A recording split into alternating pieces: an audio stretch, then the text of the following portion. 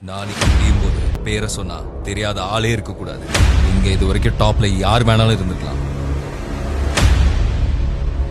ஆனா இனி நம்ம மட்டும்தான் இருக்கணும். இந்த சம்பவத்தை யாருமே வாழ்நாள்ல மறக்கவே கூடாது.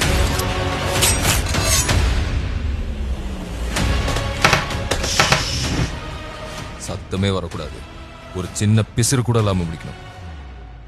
விட்ரா.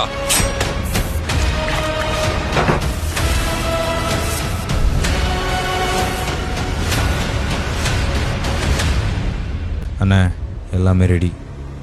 நாளைக்கு வந்தாங்கன்னா சிறப்பாக செஞ்சிடலாம்.